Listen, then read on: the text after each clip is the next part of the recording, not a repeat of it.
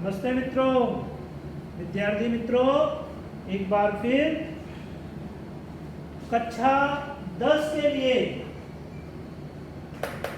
Class 10 के लिए व्याकरण का एक बिंदु, एक शीर्षक आपके समक्ष लेकर आया हूं। समास। समास जो है ये बोर्ड की परीक्षाओं में 4 अंक का आता है। 4 अंक का विद्यार्थी, तो समास एक बहुत पूर्ण विषय है और इसको बारीकी से अभ्यास आप करते जाएंगे तो समास से संबंधित जो भी आपकी गलतियां हो रही हैं, त्रुटियां हो रही हैं, वह आपकी दूर होगी। तो समास को आप 10वीं में जब पढ़ रहे हैं तो 8वीं के बाद 7वीं 8वीं में आपने समास के बारे में बखूबी मैंने आपको पढ़ाया था, परंतु 9th में आपका समास नहीं था। इसलिए आप बोर्ड के लिए हम समास के एक बिंदु जो है, जो 4 मार्क्स के लिए बोर्ड में पूछा जाता है, वह है समास। अब समास शब्द जो है 2 या 2 से अधिक शब्दों के मेल से बनता है। 2 या 2 से अधिक शब्दों के मेल से, मेल समास में जो है 2 शब्द मिलते हैं। यहाँ ध्यान रखना विद्यार्थी, संधि और समास में अंतर है। पिछले क्लास में आपने जो है वह संधि पढ़ा था और संधि का जो अर्थ था वहां 2 वर्ण मिलते थे और समास में 2 शब्द मिलेंगे। तो इसकी परिभाषा अगर हम सामान्य रूप से जाएं, परिभाषाएं जो हैं सिर्फ आपको जानने और समझने के लिए दी जाती हैं। विद्यार्थी, आपको बोर्ड की परीक्षाओं में समास की परिभाषाएं नहीं पूछी जाती हैं। अब यहाँ देखिए, परस्पर संबंध रखने वाले। परस्पर संबंध रखने का मतलब है कि उसका कोई सार्थक अर्थ हो। परस्पर संबंध रखने वाले 2 या 2 से अधिक, 2 या 2 से अधिक शब्दों के मेल को, शब्दों के मेल को क्या कहते हैं विद्यार्थी? समास कहते हैं। अब 2 से या 2 से अधिक शब्दों के मेल को, अब उदाहरण के लिए यहाँ आप देखिए, ये उदाहरण दिया है, जैसे के लिए रसोई के लिए घर। अब रसोई के लिए घर जो है, एक शब्द जो है वह है रसोई और दूसरा शब्द जो है इसके अंदर वह है घर। अब इन 2 शब्दों को आपने जोड़ दिया। अब जोड़ दिया तो शब्द जो बन गया वह आपका बन गया रसोई घर। अब रसोई घर एक शब्द बना जहां पर घर में आपका खाना बनाया जाता है, उस शब्द को हमने कहा समास।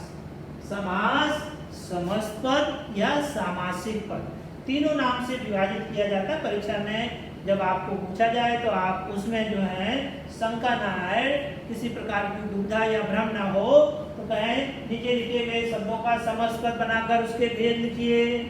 फिर या नीचे लिखे गए शब्दों का सामासिक पद बनाकर उसके भेद लिखिए, या नीचे लिखे शब्दों का समास बनाकर उसके भेद लिखिए। तो तीनों रूप पूछने का तरीका कुछ अलग अलग होता है। तो समास को ही समासपद या सामासिक पद भी कहते हैं। अब ये तो हो गया समास। फिर ये वाली प्रक्रिया क्या है? इसको हम कहते हैं समास विग्रह। क्या कहेंगे विद्यार्थी इसको? समास विग्रह। समास विग्रह। समास विग्रह का मतलब, विग्रह मतलब अलग करना। जैसे पेन है, पेन से मैंने ढक्कन अलग कर दिया विद्यार्थी मित्रों, तो ये पृथक हो गया, अलग हो गया।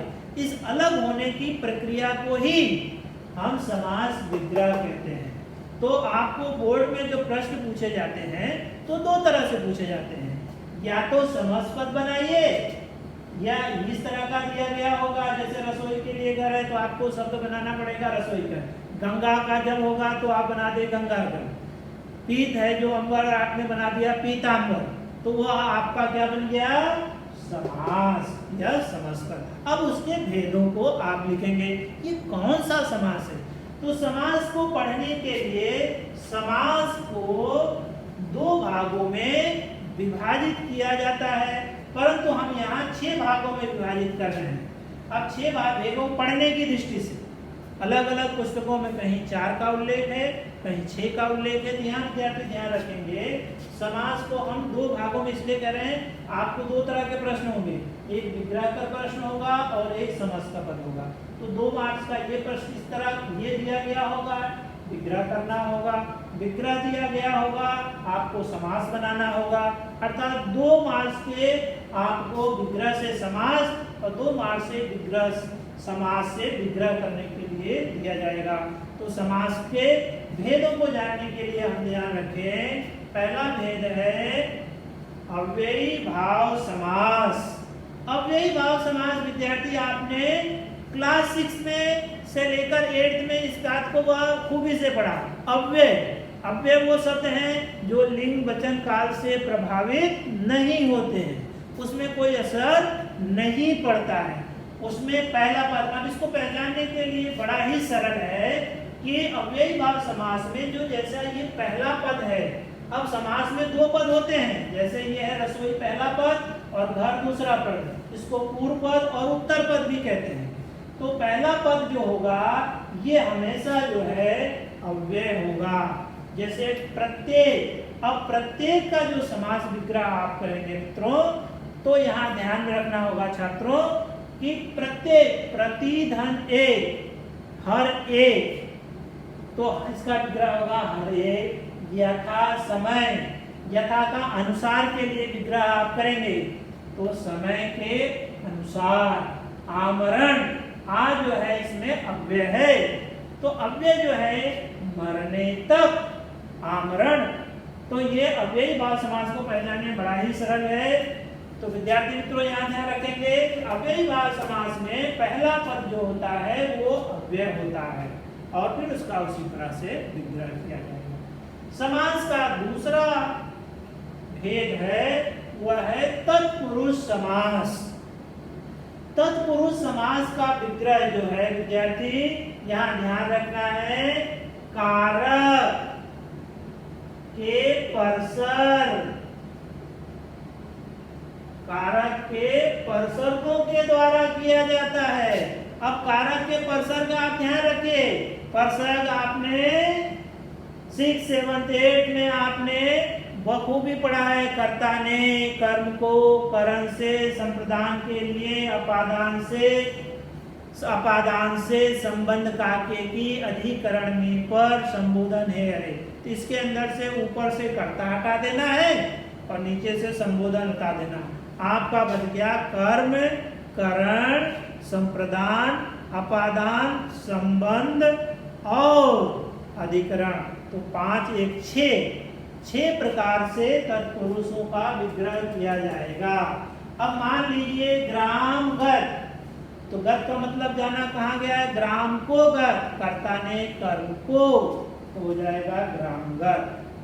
हस्त लिखित, हस्त से लिखित, कर्ता ने कर्म को करण से या हाथ के द्वारा लिखित, तो हो जाएगा हस्तलिखित। तो इसको हम कहेंगे हस्तलिखित, कर्ता ने कर्म को करण से हुआ करण, करण तत्पुरुष समास। विद्यार्थी मित्रों तो इस बात को ध्यान रखेंगे कि समास में आपको तत्पुरुष के उपभेदों को परीक्षा में लिखने की जरूरत नहीं है। आप लिख भी सकते हैं अगर आप अच्छी तरह से उस भेद को जानते हैं तो उसका भेद लिखिए, अन्यथा आपको सिर्फ लिखना है तत्पुरुष समास।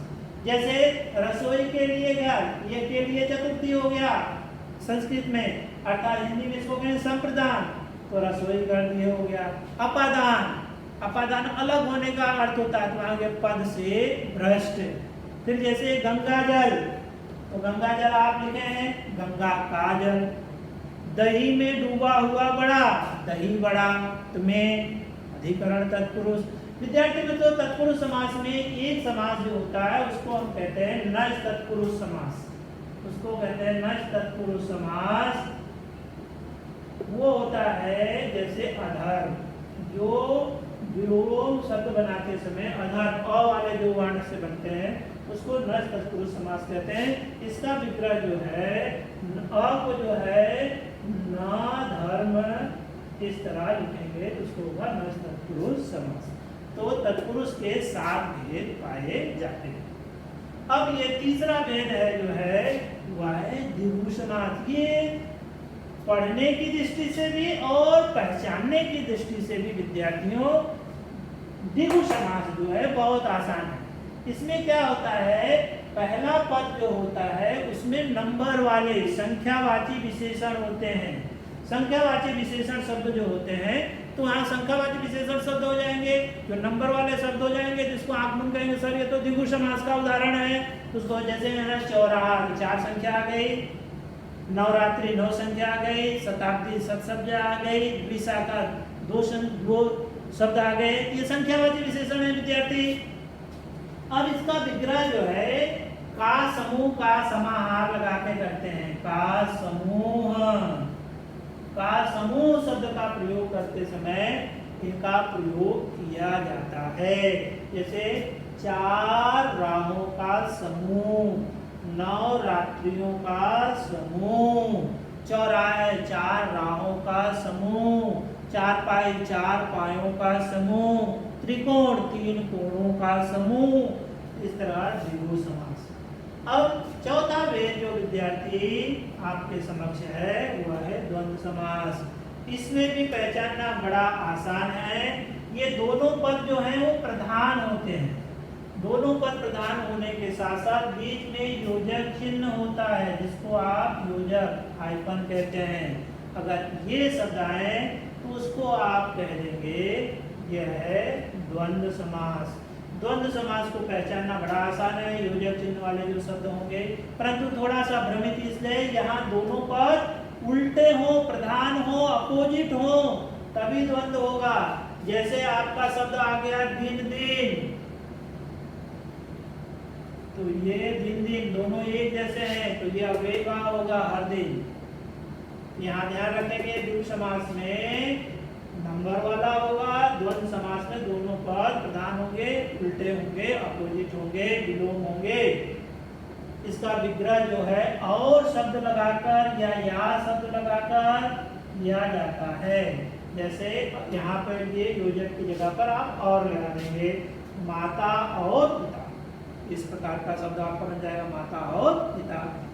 दिन रात, दिन और रात, भाई बहन, भाई और बहन, राजा रंग, राजा और रंग। अगला है कर्मधारय समास। इसको थोड़ा सा आपको अनुभव की आवश्यकता होगी। कर्मधारय समास को जानने के लिए यह ध्यान रखना है, इसमें 2 भेद होते हैं। एक होता है विशेषण विशेष। विशेषण विशेष आप परिचित हैं, जिसकी विशेषता बताई जाए उसको विशेषण विशेष कहते हैं। और दूसरा होता है उपमेय और उपमान। उपमेय और उपमान की जो तुलना है, जिसके साथ कंपेयर किया जाए, तुलना की जाए, उसको हम कहते हैं उपमेय और उपमान। इसका विग्रह है जो रूपी के समान। इन 3 रूपों में किया जाता है। कर्मधारय समास। पीतांबर, देखिए पीत जो है विशेषण है, पीत है जो अंबर, चरण कमल के समान चरण, देह रूपी लता। ये जो है कर्मधारय समास का उदाहरण है। अब है बहुव्रीहि। बहुव्रीहि समास में दोनों पद होते हैं, दोनों पद मिलकर किसी तीसरे पद की ओर कहते हैं, दोनों पद किसी थर्ड पर्सन की तरफ इंगित करते हैं, आपको इशारा करते हैं। जैसे दशानन, 10 है आनंद जिसके, अर्थात रावण को कहा गया। तीसरा पद जो है जिसे दशानन रावण को कहा। जैसे लंबोदर, लंबर है, लंबा है उदर जिसका, तो अर्थात किसको कहते हैं, गणेश को कहते हैं। फिर है महात्मा, महान है आत्मा जिसकी, अर्थात गांधी जी को कहा जाता है।